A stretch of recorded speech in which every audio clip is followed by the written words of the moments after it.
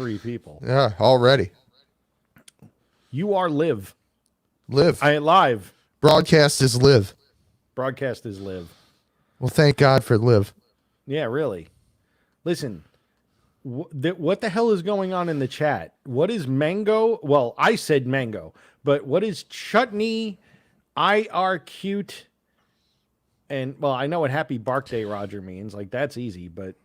That's pretty self-explanatory. Yeah, it is, because it's Roger's birthday. We're going to celebrate Roger for, like, 5 minutes. And then we're just going to get into talking smack and see what you guys want to talk about today, because I had no topic. No, we didn't really discuss one. Usually, people don't know what goes on behind the scenes at Covered to Covered. It's usually a very intense conversation about what we're going to talk about. Monday night is usually when we figure it out.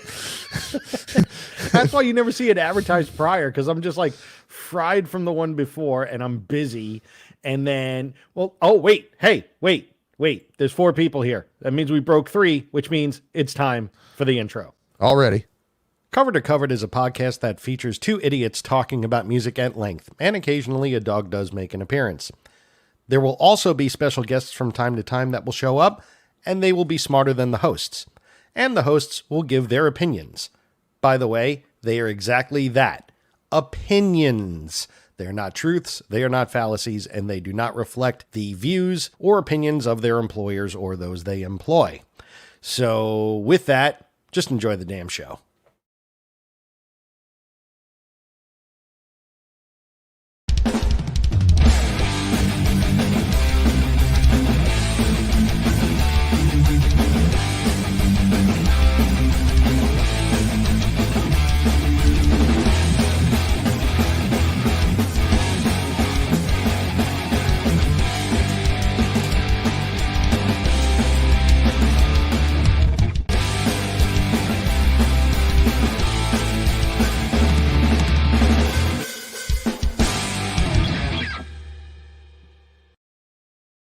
And here he is, the pup of the hour, Roger. It's your birthday. Woo, Roger. Whoa, Roger. Well, you know what that means. You know what that means.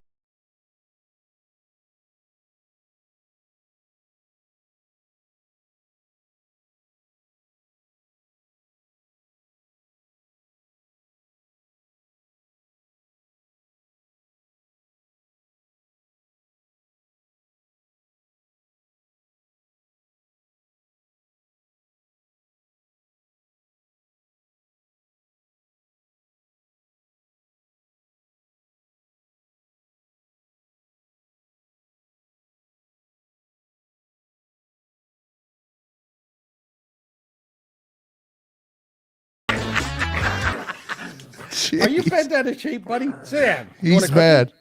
No, you know why? Clearly, he's more of a Stones guy. Yeah, he is, obviously. But listen, no, I've been holding back his gifts in a bag here that I got for him for a while. Okay. So, and he's been like really pissed off because I haven't been giving it to him. So I gave him one treat, but now it's time for the rest of your gifts. You want the rest of your gifts, buddy? You're 2 years old. Give me a kiss. Yeah, I love you. Sit down. Shut up. Sit down. Listen, you're the co-host. You need to behave like one. Oh, wait, you are. All right. So he got a box of Bark Brights, which I do recommend, though they are expensive, but they're really good for like dog's breath. And he loves the treats. And then also, it would not be a birthday without a happy birthday pup pie. So we need to give him a little piece of treat. Nice. So that's first and foremost, because look, he's already hitting the chair. He's all like, dude, come on, give me my due. Right, he's like, that's my cake. He's like, don't eat my cake. That's my pup pie. That's my pup pie. Well, it's kind of cute. It comes in a little dish. Why does it come in a dish? I saw Paul McCartney eat a pup pie once. I'm sure he probably did. That's why I'm keeping this away from him. Remove sign. Shout out to Paul McCartney for probably the worst beer I've ever had in my life, too, by the way. What happened? What did he give you? Evil Urges. Belgian-style dark ale brewed with amber candy sugar. And it just tastes like wood. Well, this probably does too. So I'm not... Actually, this smells pretty good. I'm not going to... It smells like cocoa. which they're not supposed to have. But I don't think that PetSmart would be selling products like this that would just instantly kill your dog. So go ahead, buddy. It's yours. It's your birthday cake. All right, you were getting all angry. Now he's like sniff, sniff, sniff. Now he has to lick it. Now he's got to take. Do I like it? Oh, wait a minute. Oh, a piece fell off. Oh, let me go examine that. Oh, this smells good. Oh, hey, did Nick's heater come on? I can't eat if Nick's heater came on. Actually, it did. I know it did. All right, wait. I knew as soon as I said that, by the way, that Jeff Henderson was going to have something to say about it. Of course. All right. So he also got a panda bear, which is he's been wanting to eat this thing since I brought it in the door. Right, buddy? And go get it. And he's gone. There he goes. And he got some other fun stuff too. Wow, there's 16 comments I haven't seen yet because I was dancing and playing with him. Let's see. Yeah, all good stuff. You know, he's so cute and presents and yeah, Jeff, Bright Breath. He has no idea what the hell he's talking about because it's not what it's called. It's called Bark Bright, and they don't make it for, you know, people with gigantic chins, so I can't expect you to try them, Jeff. Or people who nibble on balls like you do. Anyway. He's the Kick Tracy guy, right? He is the Kick Tracy guy. I saw just people ripping on Kick Tracy in the auctions group. And I figured that was directed at him. Mostly, yes, if not all. Most of it. There's usually one person like defending me, like, oh, they're a good band, and we're like, no. No. Just no. No, you're wrong. That is incorrect. So yes, it is Roger's birthday. He gives us all infinite amusement and love and good times all around. So happy birthday, buddy. Happy birthday, Roger. Happy birthday, Rog. You're the man. You he are is. the absolute man, and we love you. And that means we only have one thing left to say. Fuck you! That's right. So Before we go any further, let's talk about the photo you put in the intro of Bruce Springsteen playing a fish. that wasn't a fish. That was a slug. Oh, a slug he had. Okay. Yeah, he had a slug. It went by so fast, I saw a tail, and I assumed it was a fish. Let's see. I have no slides. Well, I could find one. Let's see. Upload file. We currently support Google Slides, PowerPoint, and PDF. I don't have any of those. All right, I can't do this thing. It's okay. We don't have to see it. What is this? Screen layout. What if I push this one? We are live, Mike. You're not supposed to be learning know. the software right now. I know, but I was trying to put up the Bruce Springsteen meets slug picture. But either way, now I had to put that in because, you know, you. Right. And I did some shopping this weekend. Uh-oh. And So did I, actually, which is it's the first time I had done it in a while. but you don't have to do it. You have a store. I know, but it's good to go out and find some stuff. I know what's in my store. Okay, well that's good. Yeah, I picked up Greetings from Asbury Park Yeah. for $3, Yeah.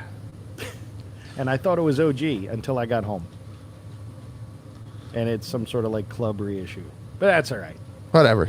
It's old, and I paid $3, and I'll never listen to it. So there's that. There's a couple tracks on that record you could definitely skip. Yeah, like all of them. No, that's not true.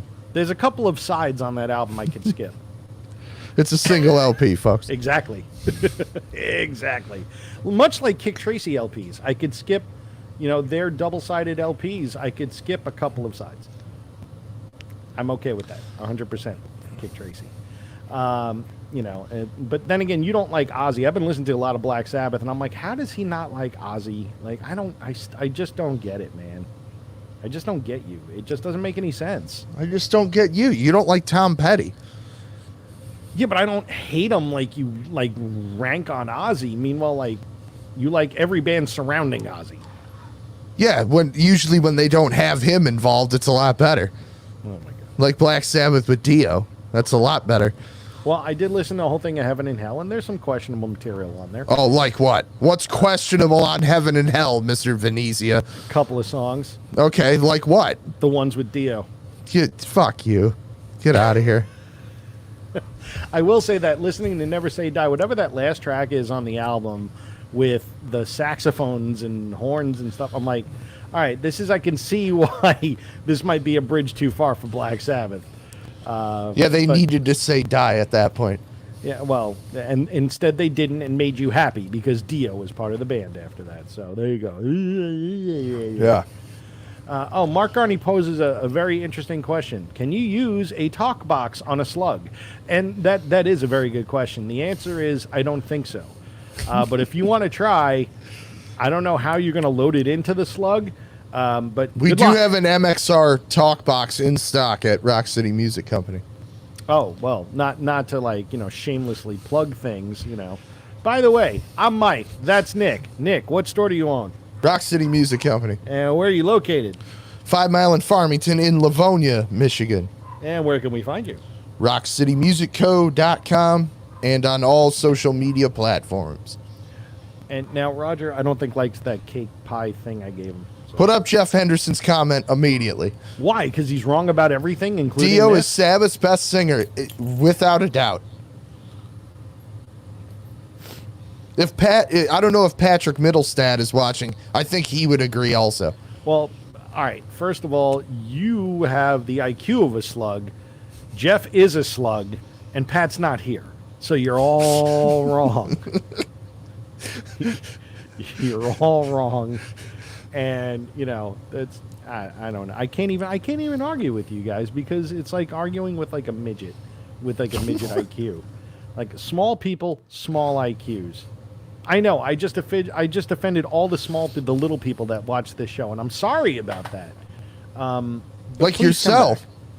I'm 5'8". You're pretty small. I'm not tall, but there are vast You're numbers taller of people. than Dio. I think Roger's taller than Dio. You wouldn't have known by his voice, though. No, but he did front a band called Elf. Yeah, and he was on the album cover too. Yeah, Ozzy and Sabbath is awful. Ozzy up until Diary of a Madman is great. So what you're saying is one album. Yeah. Which would be Blizzard of Oz, essentially. And that record's just really good because of the band on it.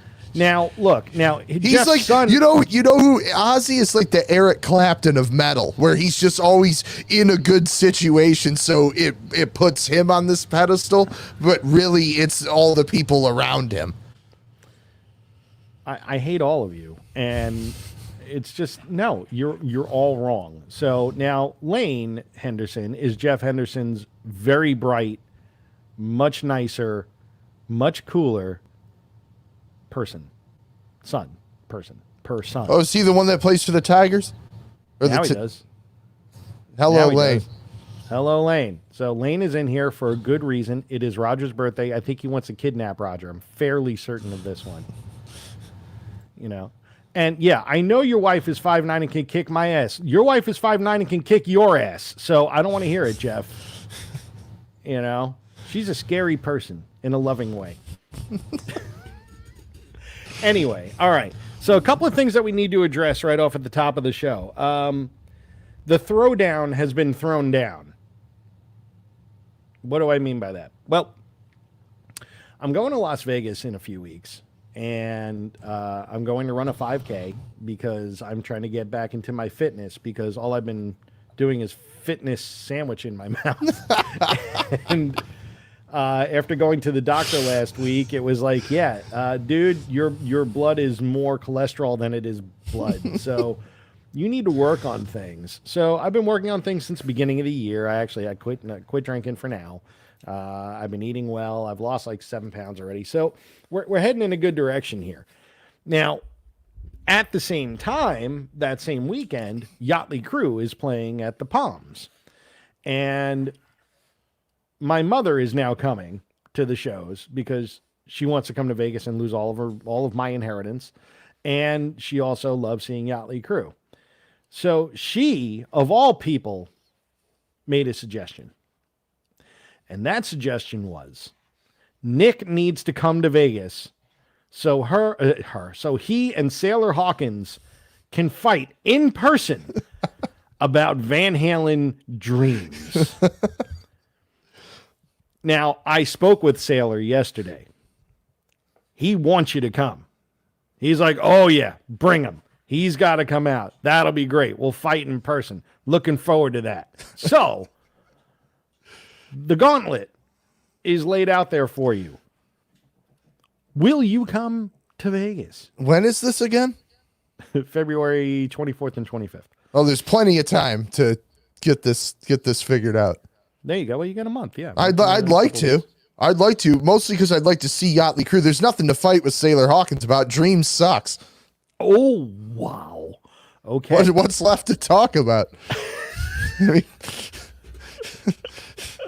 we can get some live in-person video of these two guys wrestling on the floor of the Palms prior to or during the show.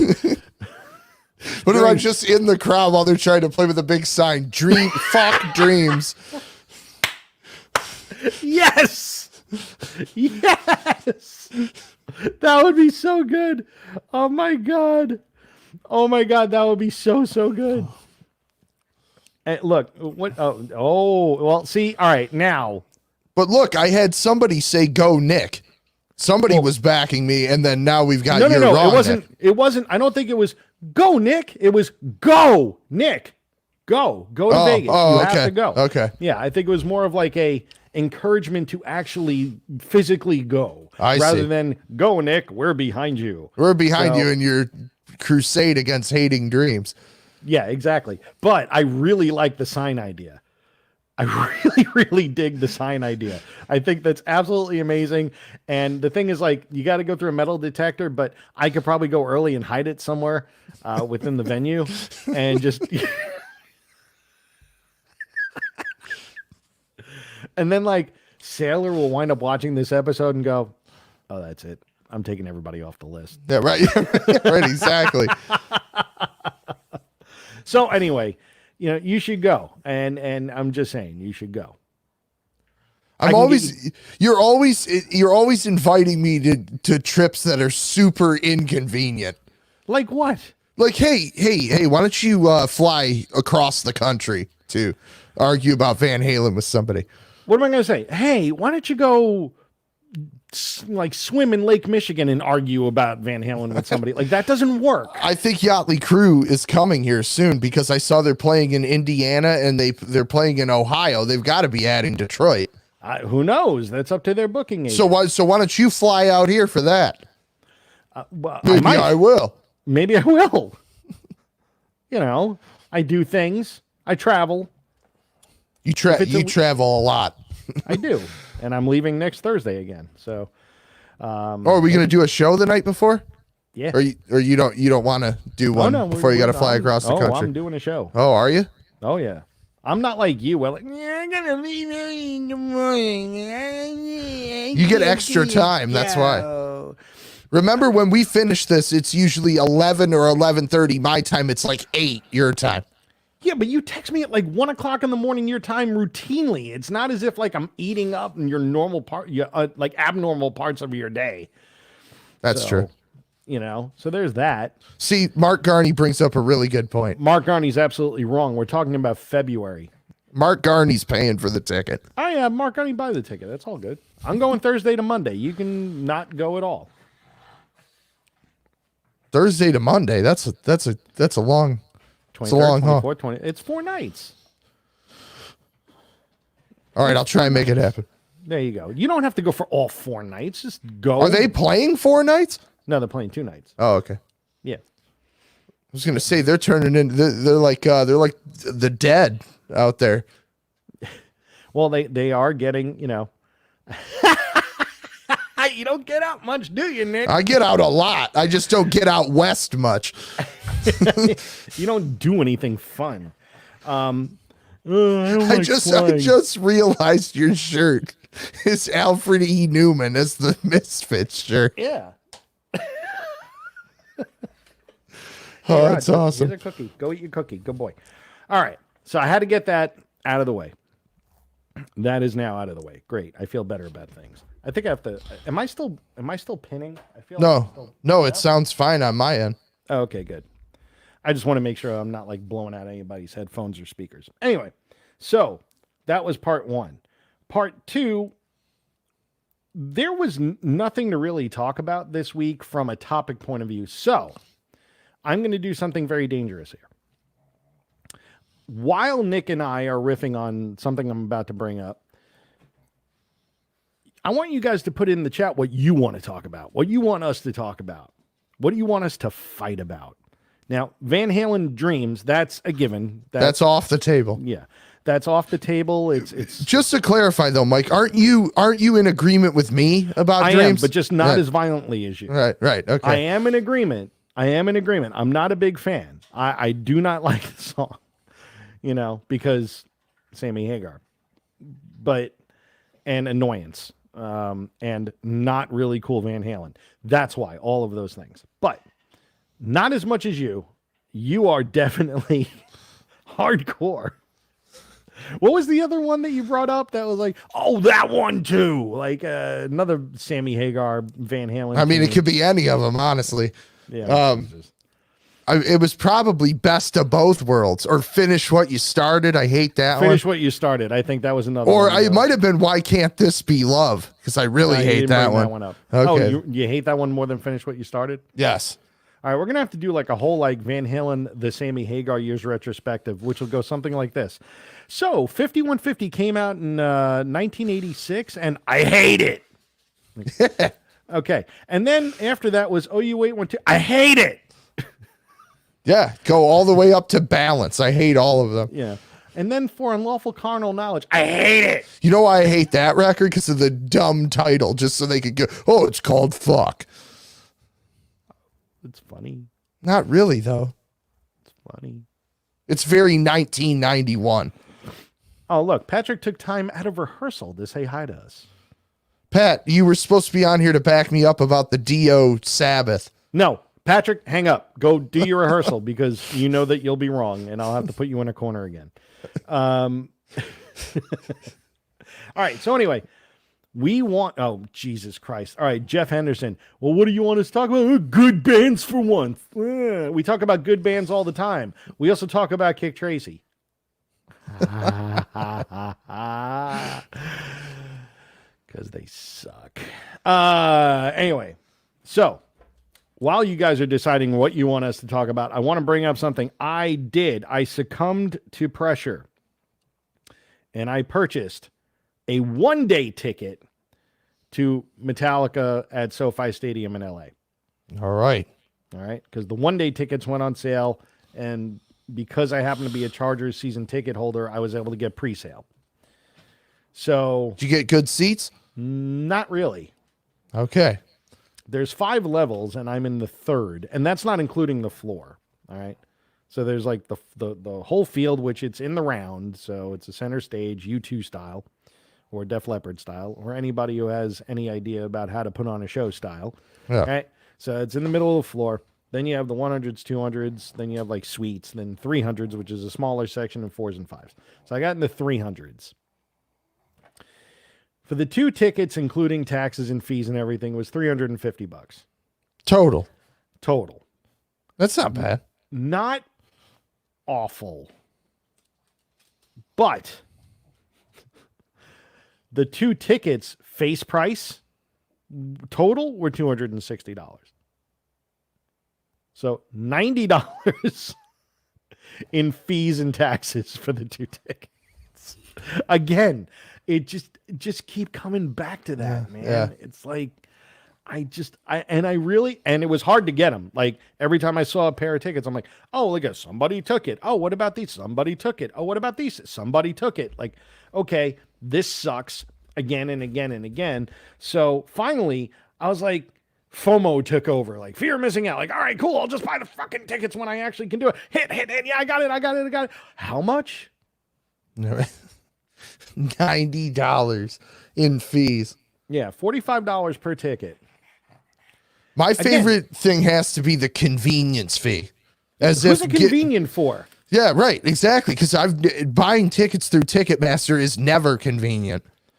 Like, I want to know. I want somebody to come on here And I know there's some industry people that are in the chat right now. I'd love to have somebody come on here and explain what a convenience fee means.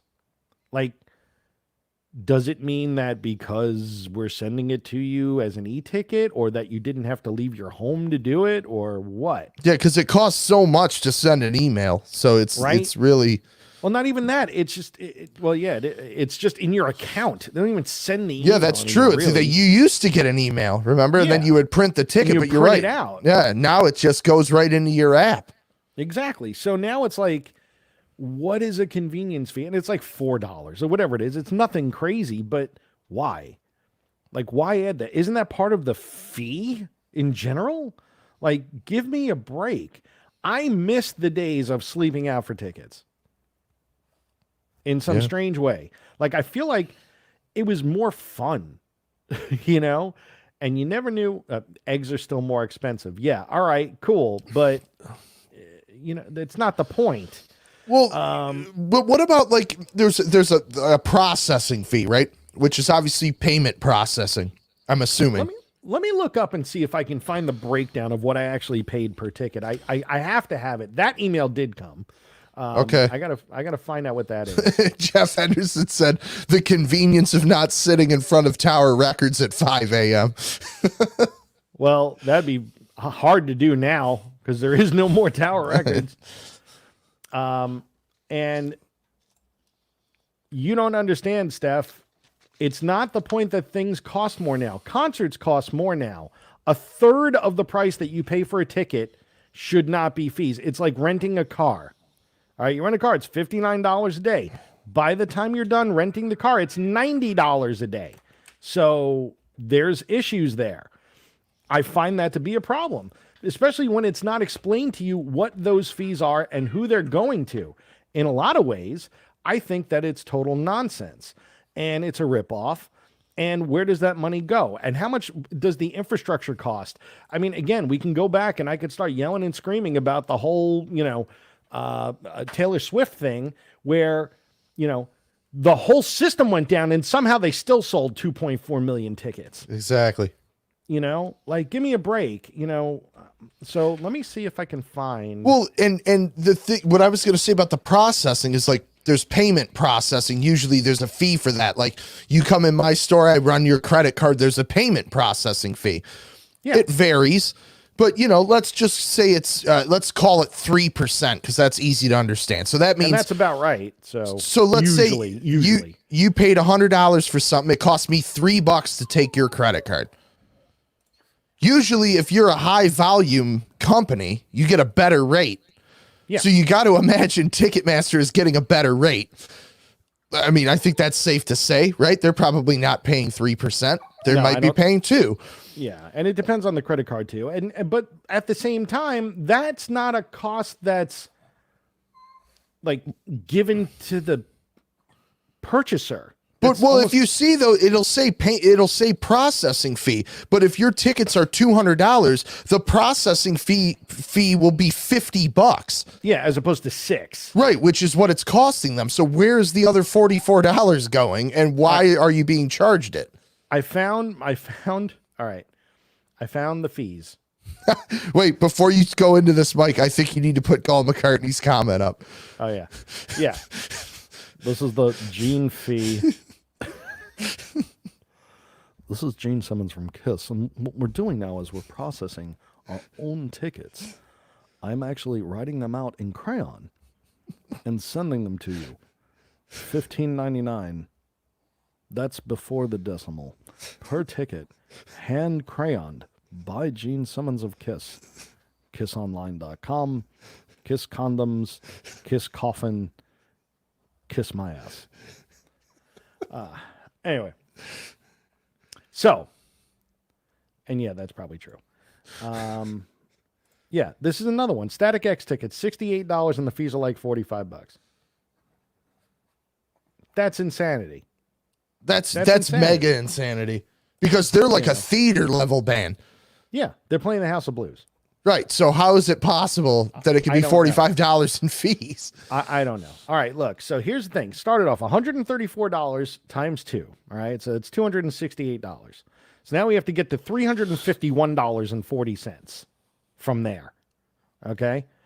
Fees, $5 order processing fee. So that's for the whole order. Okay. Wow. I only got charged that once. That was nice of them. $6 facility charge times 2. Okay. All right. That's $12. So that's $17. $33.20 service fee times 2. It's $66+ right there just for like taking your order. Right. But there's an order processing fee of $5. So which is it? Right. You know, and if you break that down, that's a ridiculous amount of money. It's 25% of the ticket. Like, I don't understand it. Oh, wait, actually, let's come up with the math here. So 33.20 by 1. Yeah, 24.77% of each ticket is added on just in processing fee. That not processing fee in whatever the service fee. Yeah. And how many tickets are they processing a day? You know, and everything is computerized now. I'm sure like 4 IT nerds and a whole bunch of machines could process all the computers, all the tickets that they're doing every day. You know, and like it's just right. ridiculous. So you're not paying for the technology to do it. I don't know what you're paying for. You're not paying for shareholders. Like, right. That's what I'm saying. Know. You're not paying for credit card fees, as we just established. You're not paying for. Maybe that's that $5. Okay, but you're not paying for. I'm saying you're not paying a percentage against the ticket value. You're paying a flat fee. You're not paying for. Fee, yeah. You're not paying for parking. Let's say at the venue, that's an additional charge. So yeah, where is the money going? That's the whole thing. I don't know. Now, Jeff has a good point. Bands need to sell tickets on their own site and fuck Ticketmaster. Okay, that would be great if that was possible. Right. It's really not. Pearl Jam tried doing that.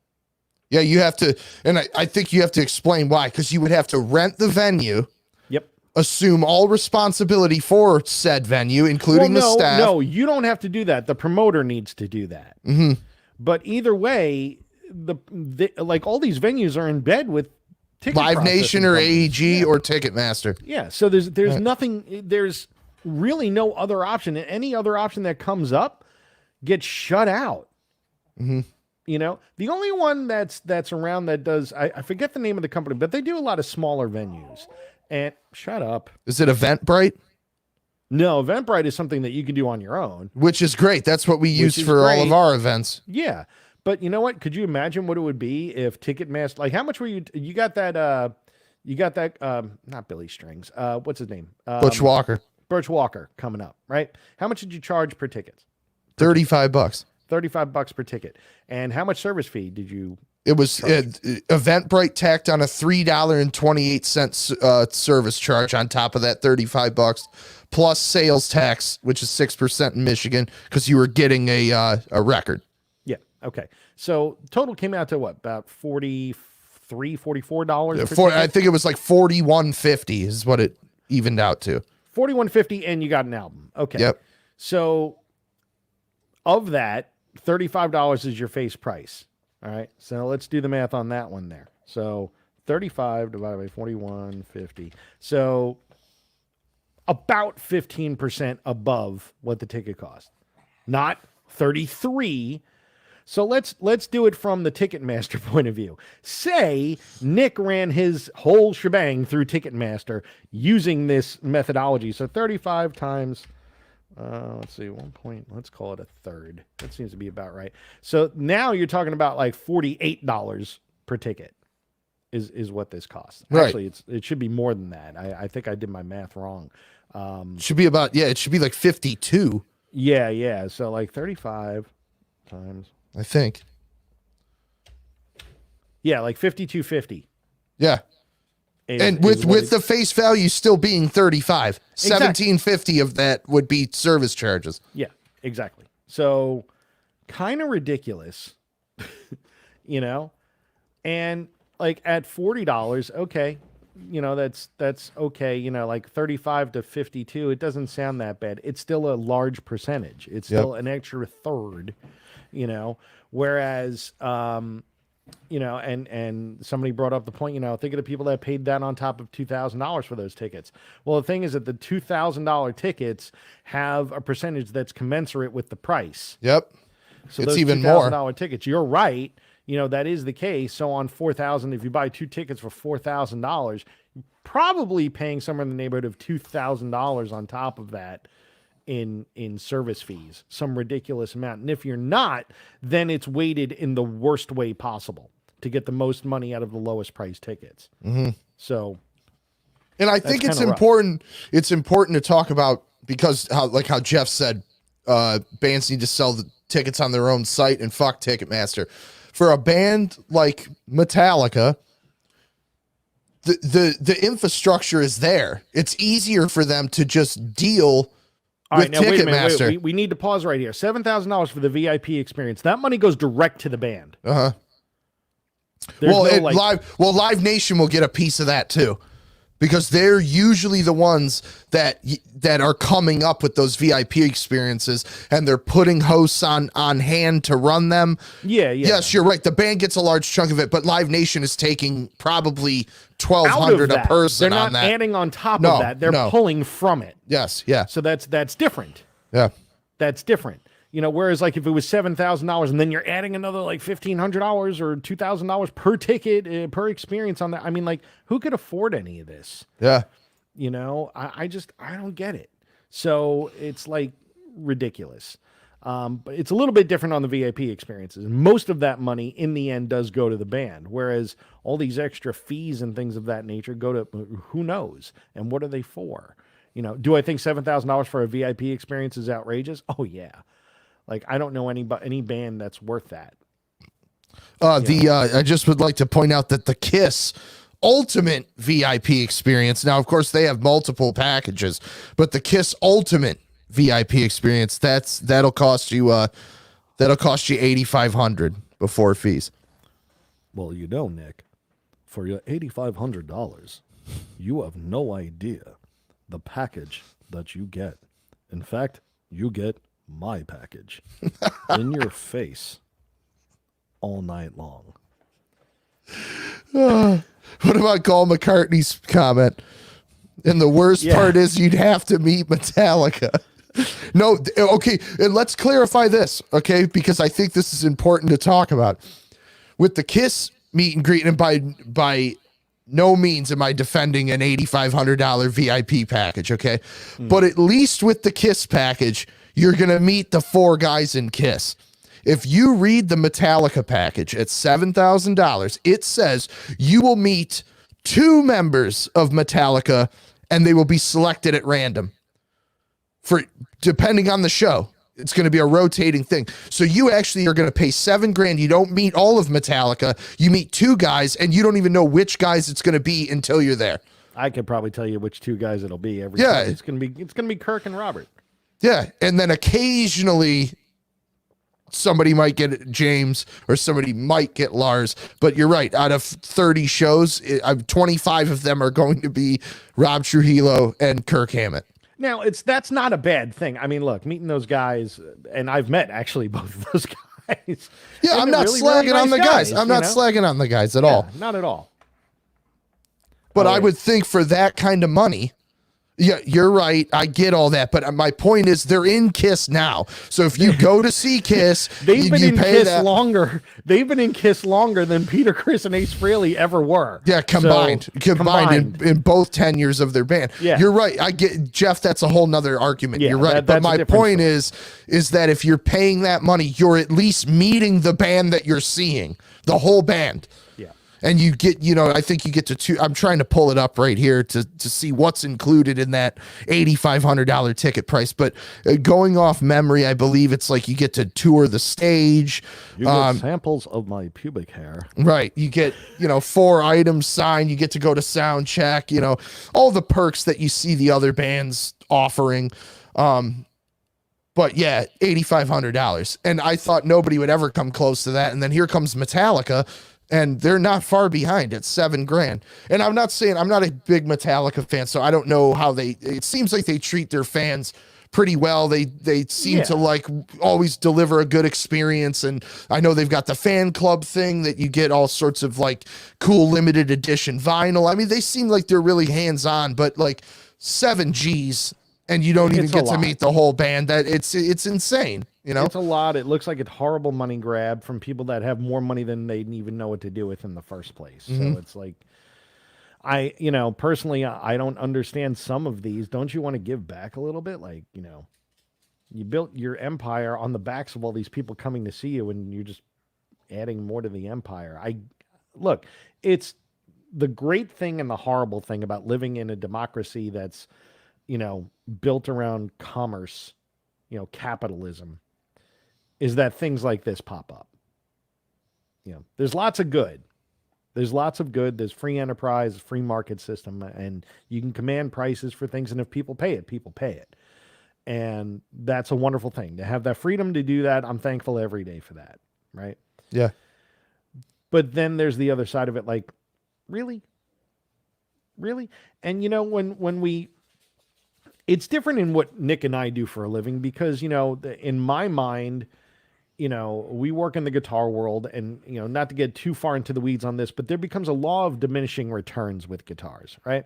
It's like, from $0 to $1,000, you're going to get, the closer you get to 1,000, the better the guitar is going to be. And then 2,000 is going to be even better. 3, even better. 4, even better. 5, better.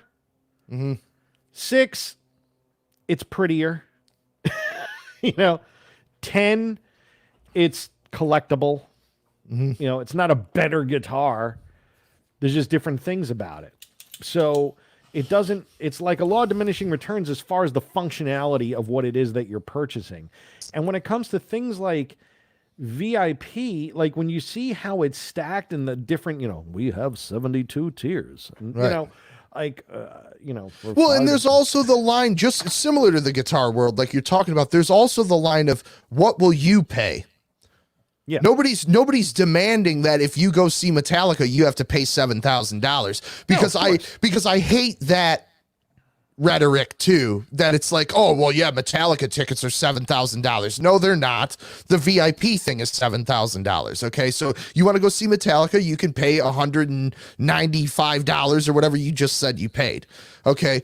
You don't have to pay $7,000, but somebody else might be okay with paying $7,000 because they have it, or Metallica's their favorite band, or whatever. I mean, it'd be a million reasons. They wouldn't ask that price if they couldn't get it. It's awful to ask that kind of price, though. The thing is, they ask not with people demanding what they're going to pay for it. They just put it out there and see what happens. And, just like the whole dynamic pricing thing with, Bruce Springsteen and Taylor Swift, and we've gone through this ad nauseum, it becomes really just untenable. Like, when does it stop?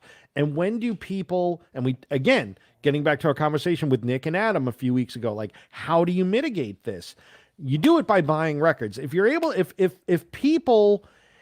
bands were able to make money selling their music, they wouldn't have to charge so much fucking money for a concert. It's ridiculous. The only way to make money, truthfully, is through merch.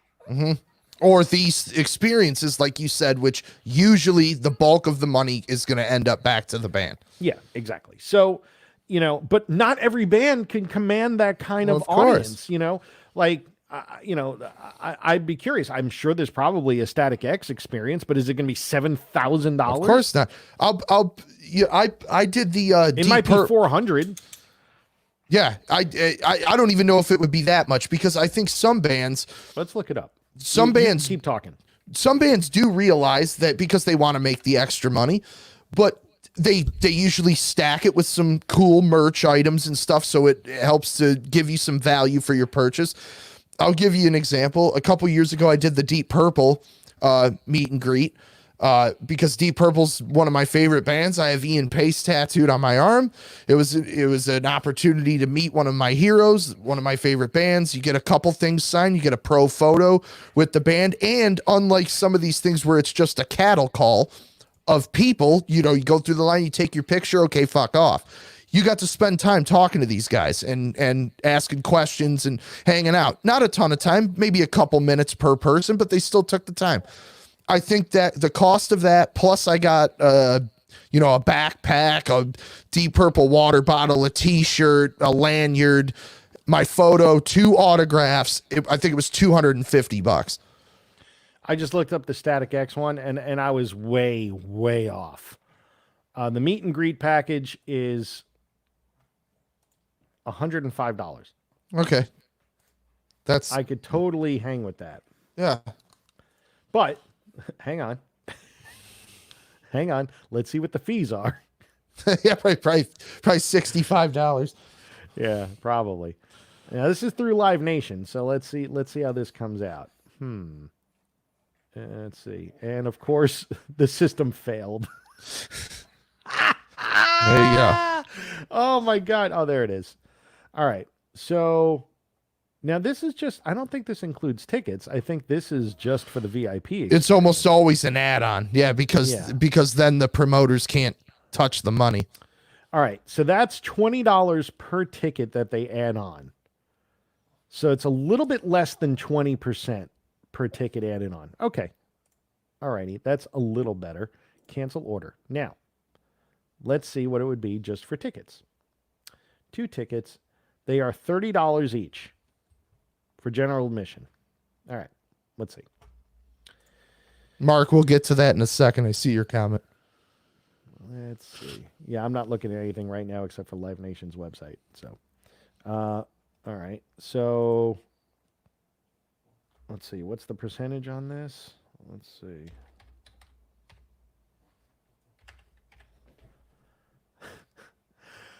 Almost $12 a ticket at $30 a ticket.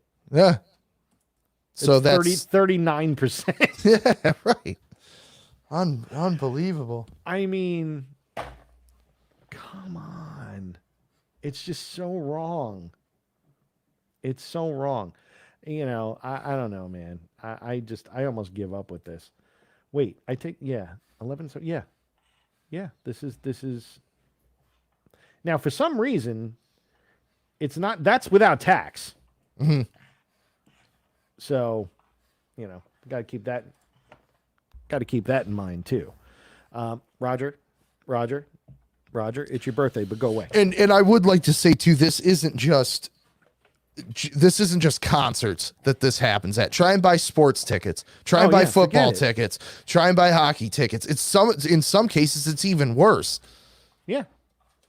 In all cases it's actually kind of worse. Yeah. But and here's the thing. These are events that happen 81 times a year. Mm-hmm. And when it comes to a home baseball game, and that $200 ticket vacillates from 75 to 300 depending on the team that X team is playing. Mm-hmm. So when the Detroit Tigers, when Lane Henderson gets called up to the bigs and he's pitching for the Detroit Tigers and they're playing, say, the Minnesota Twins, the ticket might be $50. But then when the Yankees come into town, that ticket's $150. Yep. So there's that too, that kind of tomfoolery which is sort of what the idea of the dynamic pricing thing is based on. Yes. Because you can charge more to see the Yankees. Yep, exactly. But say the Yankees are having a terrible year and you're coming down to the end of the season. Do you lower prices? Mm-hmm.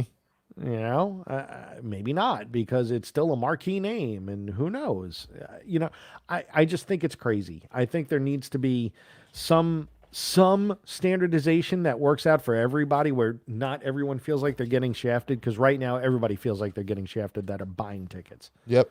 I don't know anybody who's like, man, I could pay, $300 for this show and it'd be completely worth it. Is it? Yeah. If you pay $7,000 to spend 5 minutes with Metallica, 2 members of Metallica. So let's break that down by minute and by member. Yeah. Yeah. I mean, it's like $1,250 a minute. Yeah. $1,500 a minute or whatever. And I'd be willing to bet you ain't going to get 5 minutes with them. No, it'd be like a handshake, a picture, or say, oh yeah, oh I love you, yeah, I love you, oh thanks, man, thanks, yeah, Yeah, yeah, right. yeah, and that's it. Yep. All right, next. Yep. You know, it's like wow, $7,000. Oh wait, I get to watch sound check where they all sort of mope around. Right, You know? which is, as you know, Mike. I mean, I've been to a lot of sound checks. They're not that exciting. I will say that though, for people that have never had that kind of experience, I get it. It's exciting. Like, oh, I get to go to sound check and kind of look behind the curtain a bit and see the great and powerful Oz and all that stuff. I totally get it. I totally get that. But it's they overvalue that experience asking these prices. Now, who sets those numbers? I don't know. That's got to be in Metallica in conjunction with Live Nation or their management or whatever. I don't know. I just find it to be a bit outrageous, and I hate to keep coming back to this topic, but it just burns my ass every time. And here's the thing. There's I mean, unless you're like somebody like me or somebody like Nick that may know people here and there and we able to get into shows once in a while for free, we all got to deal with it. And it sucks. And here's the other thing. As long as people keep paying those prices, that's what it's going to be. Yeah. I mean, there's no changing it if you go, this is bullshit, and then run your card for it. I mean, if you're okay with paying it, you're okay with paying it. If you're not, that's fine too. But as far as I'm concerned, it's like you can't go, this is bullshit. I got to pay $350 because nobody's putting a gun to your head. No, they're not. And but it still hurts. Oh yeah. It still hurts. And, some of the greatest, like I bought Guns N' Roses tickets, I don't know, like 6 or 7 years ago when they were touring around doing stadiums, right? Yeah, for the first run, yeah. Yeah, and the those first were pricey. run. That was the most money I'd spent on a ticket up to that point. I bought 2 tickets, and this is like 6 years, like 2015, right? 2015. I think it was 16. It was 16. Yeah. I bought 2 tickets. It was $500. Yeah, I was just gonna. Paul McCartney got tickets for that. Do you remember what we paid for that, Paul McCartney? Because we were like lower bowl. So they did Ford Field where the Lions play. We were lower bowl, but probably like, I don't know, 3 or 4 sections over from the stage, 20, 30 rows up. I mean, they weren't like killer seats, and I think they were like $275 a piece. Yeah, it's somewhat ridiculous. And then, of course, it's city dependent. So I remember when Paul McCartney played here, tickets were about, depending on where you were, they were fairly reasonable. They're about $150 each, to get okay seats at Petco, wherever it was that he was playing. And then he played at the MGM Grand in Vegas, and no ticket was less than $300. And I like Paul McCartney, but like I couldn't see spending $600 to see him. It just, I can't do it. I can't do it. Like, cause I always think about what could I do with $600, and I could buy albums I don't need. Yeah, right. Yeah, I don't know. There's obviously there's thresholds. There is, and he's somebody where you're like, think about who you're seeing. There's a couple of times I've regretted not doing it. Like I was offered tickets to the final Rush show ever. Right, I had to pay for them. They were $200 each, $190 each, or whatever it was, and that was Facebook. This is somebody who worked in the industry, and they were doing me a favor, and I'm like, I can't do it. Like $400 in 2015 was like, that was a lot. Yeah. If I had known what I know now, would I have gone? Yeah. And do I still regret it even if I hadn't known? Yeah. But those sort of things are few and far between. So, I'm going to this show, this Metallica show, mainly not for Metallica. No, you're going for Pantera. And Mammoth. I want to see Wolfie tear it up. Especially after seeing him at the Taylor Hawkins thing. So for sure I want to see the progression. I want to see him rip it up. I want to see him sing. I want to see how the band performs. I think it'll be great. And yeah, I want to see Pantera. I've walked out on most Metallica shows because I've always gone to see the bands that opened up for them. Mm-hmm. I walked out on the big four. Well, you probably walked out because you were walking into the backstage, which we don't have to get into details on. But no, I was not backstage. I was in a suite, but I was not backstage. I was in a suite, a little bit different. Well, still cool. Still a premium. But I literally, watched the first 3 bands. I went down for 4 or 5 songs of Metallica and I left. Time before that, it was when they were doing the Summer Sanitarium tour. And we had who do we have on that bill? We had Powerman 5000 on that bill. That was when I was working in the music industry. And it was like System of a Down, Powerman 5000, Kid Rock, Korn, Metallica. An all Tama Drums tour. and it was at USC, and where was it the Trojans, where the Trojans play, and the football team, the USC Trojans. Yeah, that's it, USC Trojans. And it was like 80,000 people. I walked out. I was just like, all right, cool. Like right before they started, I watched like the first like 3 notes of like Creeping Death, and I left. Mm-hmm. And it sucks when it sucks to kind of waste the experience like that too. But at the same time, it's like I didn't go to see you. Yeah. I'm okay with them. I don't have a Metallica problem apart from the years of, say, 93 to roughly 2016. To 2023. Yeah. Well, I mean, we'll see what this new album's like. Then I may extend it. Yeah. But I like the new song. It's a start. It's a start. Yep. It's a start. Anyway, that's enough of my pontificating on this point, I think. It just sucks. Somebody wants to know what baseball tickets go for now. Well, like if it's Yankee Stadium, you can pay $10 and sit in the bleachers, or you could pay $3,000 and sit behind home plate. Wow. That's every game. So, and people do it. Those tickets sell. So they're always bought by corporations that give them out as gifts and what have you. Patrick's back, and I don't want to hear him. Thank you, Pat. He's wrong. He's wrong. No, he's wrong, not. No. And Jeff is wrong. No. All 3 of you are wrong. You're outnumbered on this one, and I know Gall McCartney feels the same way too. Just because I'm outnumbered doesn't mean you're right.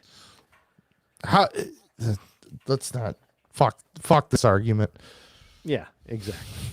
So, what are you listening to? I've been listening to a lot of Dio Black Sabbath. Oh, have you? No, actually. Dehumanizer's a great record. I really want to eat. Like, it smells so good, but it's not a human cookie. Here's what I've been listening to. Should I try it? No. Yeah, of course you should try it. I'm not going to do it. We talked about record shopping this past weekend. I went to a great store around here called Melodies Rock and City Memories. Music Company. Called Melodies and Memories. Definitely a crate digger's store. Ooh, and yes, you would love it. Rooms and rooms of vinyl. And I picked up a ton of great stuff that I, of course, haven't had a chance to play all of it yet. But the thing I was most excited to get, as you know, I'm a huge Mott the Hoople fan. I got a mint condition first press of Ian Hunter, Welcome to the Club, which is his live record from 1979 with Mick Ronson. Nice. That sounds great. Fantastic condition. I think it was like $11. All about that. Broke out Supertramp, Breakfast in America, the Mo-Fi. Oh. Yes. Nice. Incredible sound quality. And also the Helicopters, High Visibility. One of my favorite albums of all time. All right. I'm looking at the ingredients on this thing. Oat flour, rolled oats, molasses, coconut glycerin, peanut butter, pumpkin, rye flour, sunflower oil, natural smoke flavor. What is natural smoke flavor? It's what Burger King uses for the burgers. For the lines. vanilla, cane sugar, sunflower lecithin, turmeric, beets, and spinach. Turmeric. He's eating it. It actually doesn't taste bad. Maybe that could be part of your diet. You should ask your doctor. Should I eat the Lazy Dog Cookie Company cookies? I wish you had this where I could put comments up. Why? Because I see something I want to put up. That one? Nope. Oh. That one? Nope. Oh, that one. Yep. All right.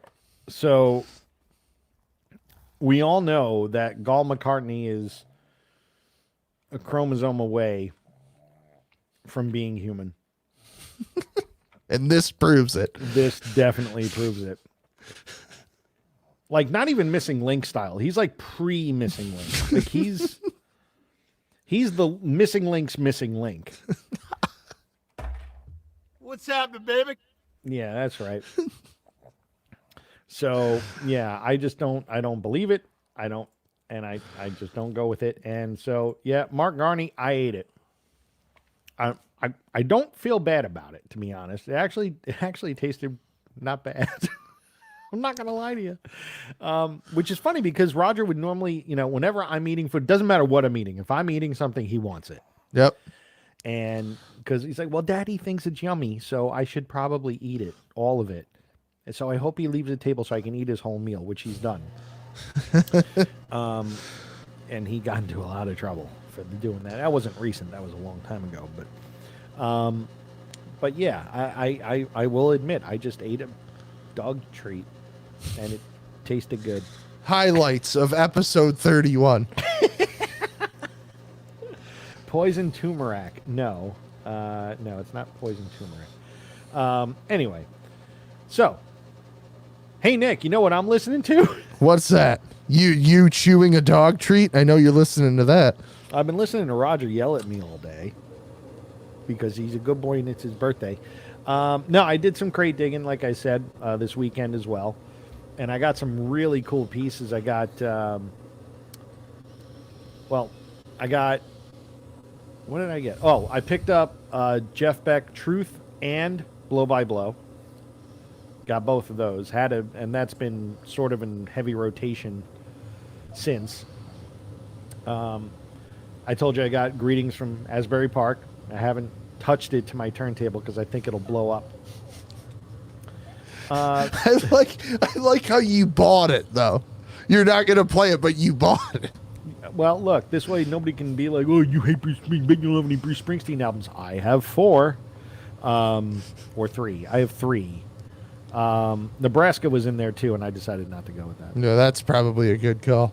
Yeah. I don't care how much everybody wants to tell me how great that record is. I don't think it's that great. Yeah. Sorry. And then I picked up what I got. I got Def Leppard. Mirrorball. That's a live one. So I got that. I got record store left a 2021 Record Store Day Engine Kid album. I love Engine Kid. So anybody who doesn't know who Engine Kid is, Greg Anderson was the guitarist of Engine Kid. He was also Engine Kid. He's also the guitarist in Sun and in Goatsnake, and he's also the president, the guy who runs Southern Lord Records. That's him. So anything put out on Southern Lord Records, a lot of that stoner rock, doom rock that you guys probably love, like Sleep and a bunch of other things, and Goatsnake for that matter. A bunch of other bands are on Southern Lord Records, so that's Greg Anderson. And this was Engine Kid. This album came out in the early to mid 90s. It's actually pretty good. It's all over the place stylistically. It's not just like stoner rock. There's like some hardcore style stuff in there, and then some like melodic things in there too. It's really weird. And it came with obviously it's a remastered for vinyl, pressed on vinyl, and then a 7-inch came with it too from their original demos, which I thought was pretty cool. So. But was that just from this past Record Store Day? No, it's from November? 2021. It was? Yeah, it was from 2021. I have the whole thing. I could show it to you, but I thought it was Well, it said 2021, but maybe it was something that was supposed to come out in 2021 and came out in 2022. Because I'm pretty sure that was a Black Friday. It very well could have been. Okay. I don't have it here. I'm grabbing something else. Yeah, all right. So I can go find that out later, though. But I did pick up this. Oh, yeah. Now, this is from, and Tom Jones is Tom Jones. Now, this is from Tom Jones, as I posted on Facebook, for those of you that follow me or are friends with me on Facebook. This is from his, when he was a real estate agent, Tom Jones. Because he named his album Live in Las Vegas. So he's trying to get people to come to Vegas and buy homes. That is such an old man joke. It is, but you laughed. So yes, Tom Jones, Live in Las Vegas. I thought it was a very good promotional thing to get his real estate, his realty business off the ground. So. Does he do She's a Lady on it? No. I think this is pre She's a Lady. When is this from? Let's see. I mean, it does have It's Not Unusual. Here's a joke for you. Ready, Mike? You ready? I went to the doctor because I wasn't feeling well. And he did all sorts of tests on me, checked me out, and came back and the doctor said, "You have Tom Jones disease." And I said, "Is that bad?" And he said, "Well, it's not unusual." Yeah. Hey, why did the chicken cross the road? Why? Because. Oh my God. What's happening, baby? Oh boy. So What else did you get? what else did I get? There was something else in there. There was something else good, and I just don't remember. Oh, I picked up the Bangles, Different Light, with Walk Like an Egyptian and Manic Monday. And Manic Monday, great song. Yeah. And because the Bangles are great, and so is Prince. And he's just called Chris on that album. Or Christopher or something. I think it literally says, Manic Monday, like written by Chris or written by Christopher. It's like, okay. See, there we go. That's why the chicken crossed the road, because Tom Jones is performing across the street. Yeah. I got also in my crate digging, I got a killer UK first press of the Beck Bogart Apathy or a Peace which record. we were talking about last week, too. Yes, which I love that record, and I've never seen an actual UK copy, so I picked that up. And I also got Harry Belafonte live at Carnegie Hall. Nice. And I also got here's something you'll appreciate, Mike. I got a mint white label promo of Rupert Holmes. Which one? I forget the name of the album, but it's the one that has With Escape and Answering Machine and him all on it. It's kind of the only one to have. Which, by the way, I don't know if I mentioned this before. There's that thing on Paramount Plus, that little mini series about yacht rock or soft rock. You got to see it. Okay. It's great. It's great to hear the stories about, with a lot of these original players doing interviews and such. So it's pretty good. Speaking of, I also picked up Kenny Loggins' Alive and double album I got for $3. So is that a live Kenny Loggins? No, it's Live. Live. No, but is it actually a live record? Yeah. Okay. It's a double live album. I got Derek and the Dominoes, Layla, and Other Assorted Love Songs, and really good vinyl condition, but the cover's got a cutout on it. Like somebody cut out part of the back of it for some stupid reason. I kind of don't care because the album itself is in really good condition and it costs $7. So yes. I want to play it. What else did I get? I put everything in my Discogs. This way I can remember it. I don't remember putting this in twice, though. Captain Fantastic and the Brown Dirt Cowboy. With the book and the poster? With the book and the poster, yeah. Nice. but not with there's a merch sheet that goes in there too. I don't think it has that, but it's got the book and the poster, and they're both in immaculate, like untouched condition. Awesome. And that was like $3. Like, all right, cool, I'll take it.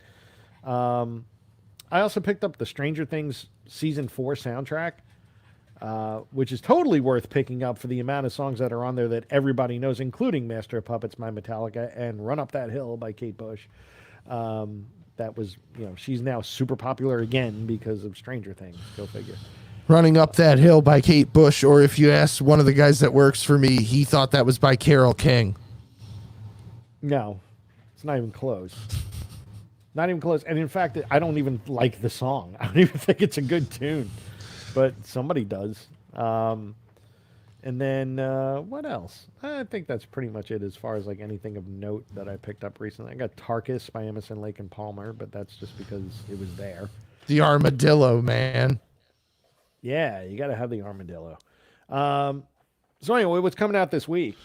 What's coming out this week? Hang on, let me. Since we already did our show. Yeah, right. Let's go backwards. The show's done. We're doing it Quentin Tarantino style this week. Yeah, we're just filling it all in. Okay, so coming out this week, the new album from, is it Manskin or Mainskin? Maneskin. Okay, whatever. The ones that do I'm Begging. Yeah, and they do a cool job of it. I like it. Yeah, that's it. They crush. In fact, Howard Stern was talking about it this morning. Funny enough. Italian glam rock throwback band. And I did make a note of it here that it features a cameo from one of the most overrated guitar players ever, Tom Morello. Oh my God, shut up. But no, they've been gaining popularity, and everything I've heard by them has been great. I've seen them play on TV a few times, and singer's great. Band's great. They're a really interesting band. I definitely have to dig into it a little bit more. Because they are something that's very different, and I'm digging what I've heard, and it is you can tell that there's a bit of an Italian accent when they sing too, which kind of is like a little intriguing, makes it a little more, I guess, foreign in that regard. But they're great musicians. Yeah. And they're super young. Yeah, they're like, this is their third record, it said, and I was reading most of them. I think the oldest guy in the band is like 23. Yeah, I think the bass player is like 22. Yeah. And they've been around, like they started when they were like 15. Yeah. 15, 16 years old. So, and they won some huge contest in Europe. I don't know if it was like American Idol of Europe. It was like X Factor or something like that. Yeah. And they absolutely crush, and they've been getting a big head of steam. So, definitely, that's my homework for next week. I'm going to check that out. That's for sure. What else is coming out? A special deluxe anniversary edition of UFO No Heavy Petting. Great record. Saw that, yeah. With, of course, the classic lineup with Michael Schenker. This edition is it comes on triple clear vinyl, and it features the original album and a full live show from the Roundhouse in London in 1976. Okay. So that's going to be great. What else? Live UFO with Michael Schenker, hard to top. This is true. Finally, I have to mention, as I have many times on this show, finally coming out on vinyl. Got to pick it up. Can't say it enough. Butch Walker is Glenn. Finally coming out on LP. Nice. All right. Well, I'm going to get one. By the way, I think you owe me like 3 or 4 albums. I have them all set aside for you. That's great. Why don't you charge me for them so you can send them to me? I will when I have time. Okay, that's fine. See, this is how Nick conducts business, ladies and gentlemen. He says, great, yes, I have that. I'll put it aside for you. No, your money's no good here, but I'm not sending you the album. So neither will I make money off it, nor will I give these to anyone or sell them to anyone at any point. But somehow my doors will stay open. All right, I'll sell them to you. Thanks, man. Appreciate it. You need to get Butch Walker as Glenn, though.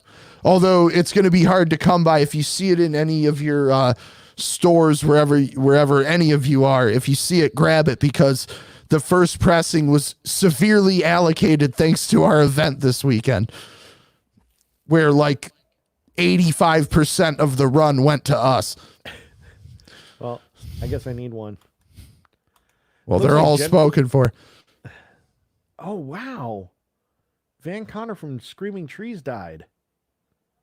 Uh-oh. That's a bummer. 55 years old. Drugs are bad. I have no idea if it was from drugs. Was it drugs? Yeah, I was going to say, you just don't put that out there. Let's see. Now we're going to... no, wrong one. Go back. No, I don't want to read how Kate Blanchett sneered at Margot Robbie. Stop it. All right, now I lost it. Yeah, I don't know what the hell you're doing, dude. I don't know what I'm doing either, man. Any news on the... I'm going to keep asking like every week until you hear something, but like those Van Halen MoFis? No? Nothing? Nothing. You're SOL, dude. Listen, I don't want to be SOL. I just want to, Well, I'll put it to you this way. The Crosby, Stills, and Nash of the debut record MoFi on Super Vinyl has finally just started shipping in the last... Crosby, Stills, and Nash. Oh. It's finally just started shipping, and I think I saw that in the fall 2020 Music Direct catalog. Yes. So there you go. All right. Well, we'll see it in 2024. Yep. Or late 23, because I've been seeing those Van Halen since right after Eddie died. Jesus. All right. Well, that means they were in play before Eddie died. So, all right. Well, great. That means it's time to move on because, we got nothing else to talk about. We didn't really have a topic. We don't have a guest, but everybody hung out with Roger, which is the most important thing, if you ask me. Yes. It's time for Discovered. Okay. Okay. Which means that we discuss a cover song that we both think is as good, if not better, than the original. And since we were on the topic of Metallica today, I'm going to go with a Metallica cover. Not their cover of Turn the Page, I hope. No, that's awful. Here I am. That and Whiskey in the Jar, I'm like, stop. But back during the Black Album days, they actually did a cover of a song by the Anti-Nowhere League called So What? Yes. And it's hysterical. The lyrics are hysterical. The way they do it is great because if you listen to the original, Metallica actually do it better. Honestly, I just feel that they do it better. But with lyrics like, I fucked a sheep, I fucked a goat, I ran my cock right down his throat. So what? I think it's hysterical. It is funny. It is very funny. So when I was funny story was I was on college radio when that was out, and obviously you can't play songs with curses in it. So what I did was I went into the editing studio. I bleeped out I flipped around. I put it on a reel-to-reel tape, and I physically cut and flipped the tapes, portions of the tape where he was cursing, including the word cock. And then I played it. Except cock backwards is cock.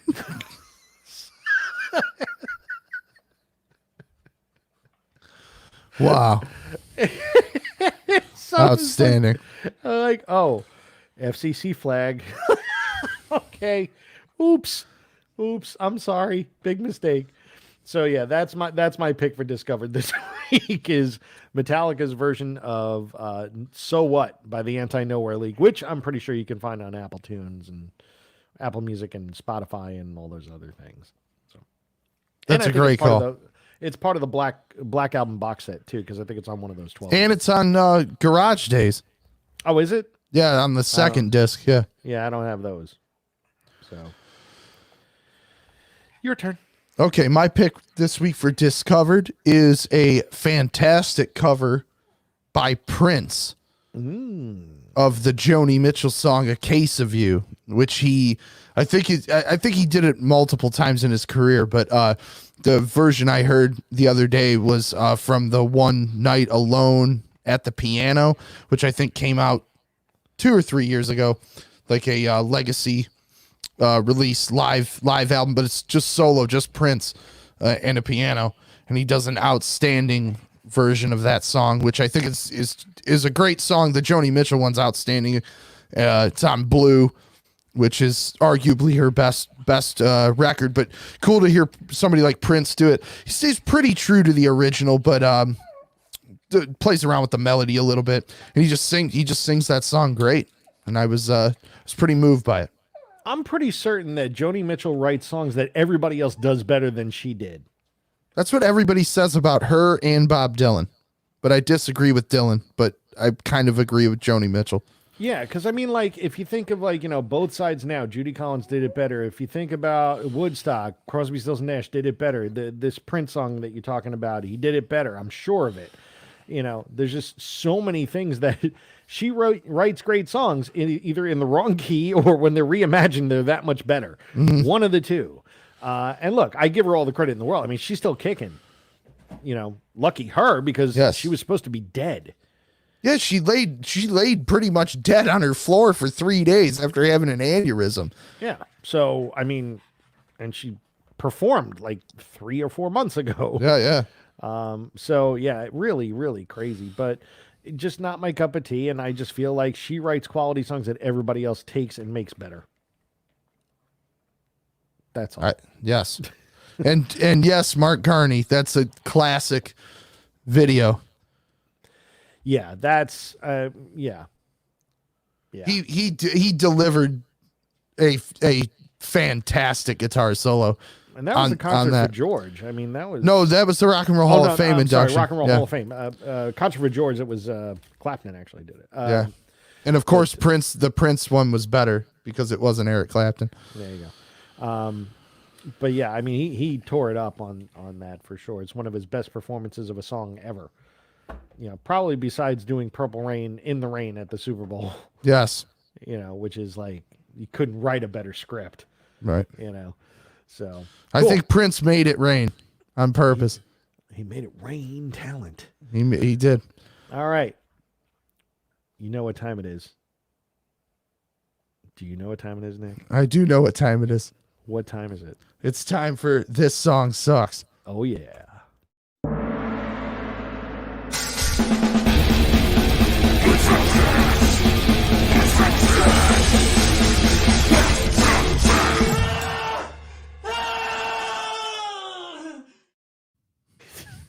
Where's the other version? Oh, this one you're talking about?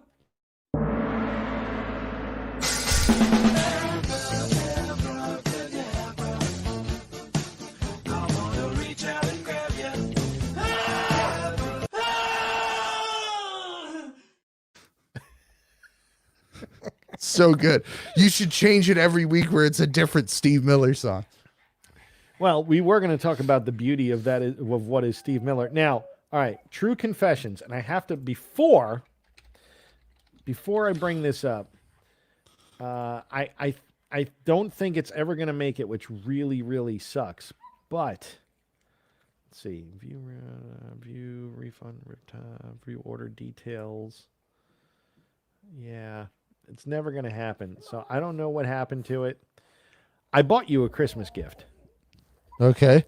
And it was supposed to be delivered right around Christmas Eve, and it never got delivered. And then I checked with Amazon again, and it was delayed. And then I checked again, and it was delayed. And then they're like, would you like a refund? And I said, no, not yet. And then it was delayed, and then it was delayed, and then it was the new year, and it was still delayed. And I'm like, you know what? This thing is meant to never reach your store. I had bought you the Steve Miller Greatest Hits 74 to 78 and put in a nice note which said, Merry Christmas. I know you shall cherish this. Sadly, Abracadabra is not on this. Oh, damn. That would have been great. If had that shown up, I would have been so pissed. You know what? I'm sure you would have been amazingly pissed, and I'm still annoyed that it never got there because I thought it was great. Ah, damn. But being that it was lost in the mail, it still may very well show up at some point. No, hopefully it's been taken out of production, and that's why they can't deliver it. No, it was shipped. There was a tracking number and everything. It was lost by the post office. Yes, maybe the post office hates fucking Steve Miller too. Maybe they hate you. Could be. I don't know. I've gotten everything else I've ordered recently. Just luckily not that. But it's the thought that counts. So thank you. You're welcome. Merry Christmas. I didn't get anything from you or the albums that I want to purchase. All right, I'll send you those, and I'll send you a copy of Steve Miller 74 to 78. That's all right. I got 2. Keep them. I don't have 2. I almost bought a couple of Steve Miller albums to send you from the discount bin, from the dollar bin. I just wanted to sign it, Steve Miller, like pretend like he signed it, and just watch you burn it. What would all right, let me ask you this. If somebody did get you a Steve Miller album signed by Steve Miller, like authenticated, signed by Steve Miller, what would you do with the album? I'd probably put it right in the trash. Would you really? Yes. That's horrible. Why would I want it? Why wouldn't you put it on your wall and be like, look, behold? I'd be like, look, the worst part of my collection ever. Here's the worst record in my collection. Framed. Unfortunately, it's even signed by Steve Miller. Oh, God. All right. Well.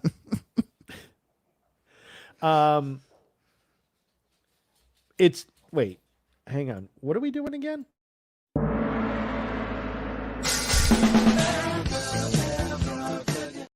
Okay, I just wanted to just remind everybody what we're doing here. Wait, we need another.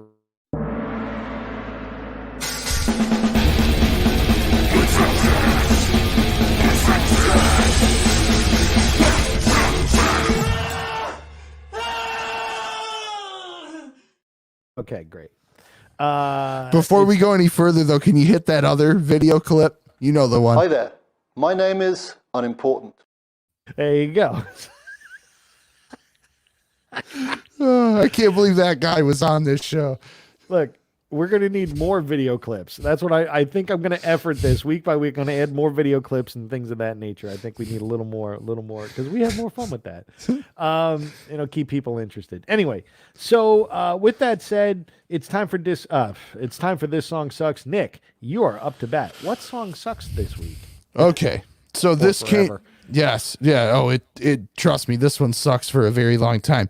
The only issue is, I can't remember if I've mentioned this song before, but it came up. It came up in my my Apple Music shuffle, and I thought, oh my God, I forgot how awful this is. Iron Maiden, Angel and the Gambler. I think we talked about Iron Maiden, but I don't think you brought up that one. Oh my God. I think I brought up a really crappy Blaze Bayley one. It might have been that one, because this is a Blaze Bayley one as well. It's almost 10 minutes long, and it does the same 2 parts over and over again. Well, no, I don't have it on here. Okay, well, if you want to hate Iron Maiden, which is very hard to do, but if you want to hate them, go ahead and spin Angel and the Gambler from their album Virtual 11 or Virtual X1. I'm still unsure what the name of the album is. I think it's Virtual 11 because it was their 11th album. Right. It's terrible, whatever it is. The whole album sucks, but this song specifically sucks, and I would definitely say that it is the worst song in the entire Iron Maiden arsenal. All right, wait, we have to stop and address this question from the one and only Nick's mom. What if Steve Miller came into Rock City because someone let him know how much you hate him? I'd tell him right to his face how much I hate him. You would not. What? You would absolutely not. But hey, Steve Miller, I hate you. I would. He's not going to buy anything. Mike, you know as well as I do. You know as well as I do. He'd be like, yeah, I only like Strats from 1974. He'd have some bullshit like that. No, he plays Les Pauls too. Probably not anymore with his back trouble. Well, he did have a whole bunch of his sold through a store I know in Long Island. Oh, yeah. But did they come from Les Paul himself? Because, that was his godfather. He's got to tell everybody that. Reminding us.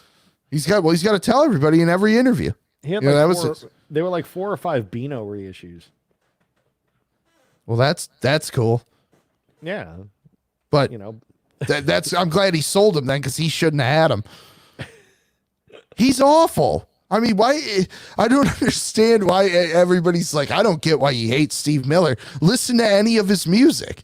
It's pretty not easy. I don't think anybody here questions that you hate Steve Miller. I think that the question is, why do you like so? There's so much vitriol when it comes to you addressing Steve Miller. It's just like, Steve Miller, he ate my fucking dog and he killed my mom. Like the song, which is not true because she just asked the question. Right. It's just the songs are just infuriating and they've been shoved down my throat for my entire life. I think that's what it is.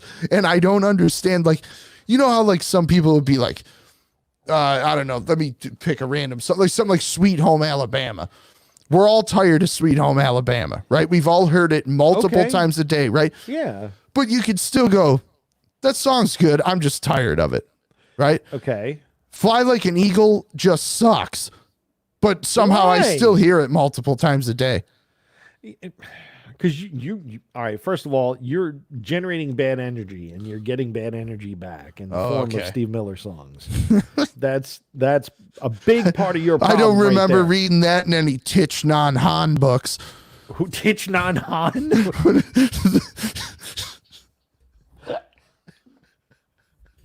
Wow, are we going down some strange sort of like, guru-esque sort of some Buddhist books, man. Buddhist. I am Titch Non Han. Was he got demon makeup on? Gene Simmons' name in Buddhist is Titch Non Han. So those are actually my novels. Yeah, right. In Japan, I'm also known as Sun Tzu. I wrote The Art of War. Initially, it was called Kiss, but they changed it to The Art of War. That's outstanding. In Russian, my last name is actually Tolstoy. I wrote Anna Karenina.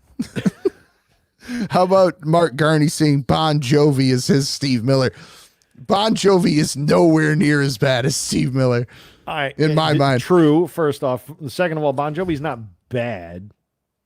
He was better. He was much better, and he's... How about that comment? Art of War Machine. All right. There we go. Except for when did it happen where Bon Jovi decided, like, all of a sudden he's just made this transition to where he's trying to be Springsteen? Well, I mean, they're both from Jersey. I know that, but like at one point Bon Jovi was like, they were like in the hair metal scene. I know they were writing big pop hits and stuff, but they were part of that whole thing. And then he did like sort of like the alternative thing in the 90s. And then all of a sudden it's like, oh no, he's Springsteen now. He got old like Springsteen. Springsteen's still better. I didn't say he was or wasn't, though you're wrong. Bon Jovi's better. No. But I prefer especially now Bon Jovi's sounding great. Yeah, for sure. You're right. Bon Jovi now versus Springsteen now, I would choose Springsteen. Steve Miller. Springsteen. I would choose neither. Two things from Pat Middlestat. Time Machine, great song off Dehumanizer. Absolutely. As is Buried Alive, as is After All. All three of those songs are killer. And did anyone like Death Magnetic? I didn't. It's the least worst of the newest version of Metallica, if that makes sense. I mean, it's better than Lulu. I could fart and Roger could eat it and it would be better than Lulu. This song sucks for the next 10 weeks. I'm just going to pick one track from Lulu. No. That's in the Hall of Fame. That is, this career sucks. Yeah, that is like, why? I want to know, we have to talk about this because I want to know who convinced either party, Lou Reed to work with Metallica or Metallica to work with Lou Reed. Who convinced those guys that this is a good idea and we're going to come out with something, this is going to be good? I don't know. It's literally the worst thing ever. It's terrible, and I never even want to address it. That's how bad it is. But we could, say the entire album of Lulu for This Song Sucks. But again, that's honorary. That's like up there with Mother. Yeah, it's bad. You know, it's just really, really bad. Like, you know, great bands making really bad decisions. All right. So, and Jeff Henderson, there is something I agree with him on. Springsteen sucks ass. Doesn't he like kick Tracy though? He does. I didn't say he's right about everything. Or many things. For that matter. But I still love this. Yeah, that's fantastic. Art of War Machine. That is so good. Go Missing Link, go. All right, so my song that sucks. I went with the Rolling Stones this week because I heard this on the radio a few days ago, and I was like, why? I picked the Stones last week, so this is a good lead-in. Yeah, it's I hate this song. Like, because it sounds like it's just weak. It's just lame. It's a song from the album called The Rolling Stones, which is their first album, called Tell Me. Now, you know the song. Okay, yeah. Tell me you're coming back to me. You're gonna tell me you're coming back to me. Like, shut up. This is just weak sauce. Yeah, like, right. You're the freaking Rolling Stones. Come on. Tell me you're coming back to me. You're gonna shut up. Do you think they were doing that too? Did they go back? Yeah, I think they The did. shoulder. Yeah, back to me. By the way, if you want to talk about stage moves, like back to me, go and just search Tom Jones, Ed Sullivan Show, like from 1968. And he plays It's Not Unusual, the shortest version of It's Not Unusual I've ever heard. It's literally a minute and a half long.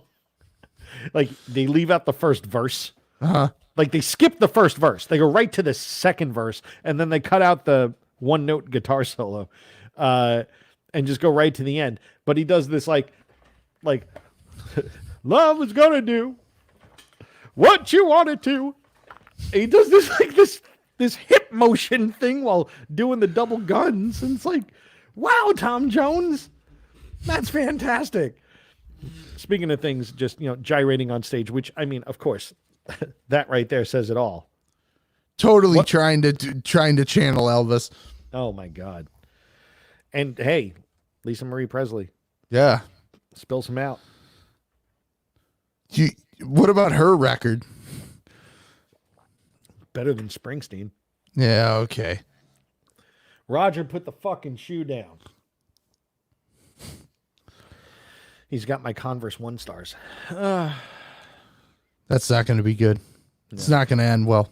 No, not for him. He made it to 2. Might be Happy birthday, Roger. Happy birthday, Roger. Come here, Bubba. Come on up. You guys say goodbye to everybody. There we go. Go boy. All right, Raj, look in the camera up here and tell everybody thank you for celebrating your birthday. All right, put the mic on him. There you go, Raj. Speak. There we go. Oh wait, I can get him to talk. Come here, buddy. Come here. All right, there we go. You gonna say something now? Oh, thank you. And that was what? And then what? Roger, what do you think of Steve Miller? He likes him. He likes him. It would have been so great if he had just farted when you asked him that. All right, that's enough from Roger. Hey, buddy, listen, we're finishing the show and then we're going to go out. Sound good? Sound good? Look in the camera. Does it sound good? All right. Anyway, that's it. That's all we got. We're just stalling time now. I don't know what we're stalling for, but we're done. No, we went through all of our segments. We did. We went through all the segments, so that means it is time to sign off. What's happening, baby? Fuck you! Oops. I gotta come up with a secondary jingle. Yeah. Maybe I'll do that over the weekend or something. Next week, I'm gonna try to get a guest. We'll think of a topic. We still need to get BT on the show with us. Well, both BTs, Britt well, Turner and Bob Tyrell. Well, you work on. They're your guys. Oh yeah. Like I don't know you because of Bob Tyrell. They're my guys. I thought I met you because of Bob. Right. That's what I'm saying. So, but I mean, you live there. Like he lives there. You think that does me any good? You see him more than I do. I don't know. Dude, I see him once every 3 years now. Yeah, that's true. Though he did just tag me for a guitar that he bought a bunch of years ago that I sold him. So I remember that. Still Yeah. playing his guitar. I'm like, yeah, awesome. So, wait, that means we got to do this again. Yeah, there we go. Great. So we're gonna come back next week. We'll let you know on Tuesday morning what the hell is happening. I don't know. Hopefully we'll know before then. Be able to lead you into this. My name is Mike. That is Nick. Nick, what store do you own? Rock City Music Company. And where are you located? 5 Mile in Farmington in Livonia, Michigan. And where can we find you? RockCityMusicCo.com and all social media platforms. That is awesome. Now, y'all got to do something. Y'all got to tell people to subscribe. Come see the show. Subscribe if it's your first time here. Hit subscribe. Hit share. Share it with everybody. Subscribe and hit the bell thing. And here's the thing. When we hit 100 subscribers, I'm going to give away some shit. But we have to hit 100 subscribers first. So this is the push. Starting now. 100 subscribers. Not Let's asking go. for much. Not asking for much. I don't even know I how ain't many we have. asking for much. How many subscribers Don't do we have say right it. now? Well, why? We have 67 subscribers. Yeah, we're far. We're far. Yeah. Well, we need 33. That's all. I That's mean, a look, 33%. That's a Ticketmaster percentage increase. Do you know how many we had when we started this? Like 3. Like 2. Right, yeah. So, I mean, we've gone up 1,200% from 2. We've gone up Ticketmaster charges in percentage. It's fantastic. Alrighty. My name is what? My name is who? My name is we're out of here. Goodbye, everybody. Chicka Chicka Mark Garney.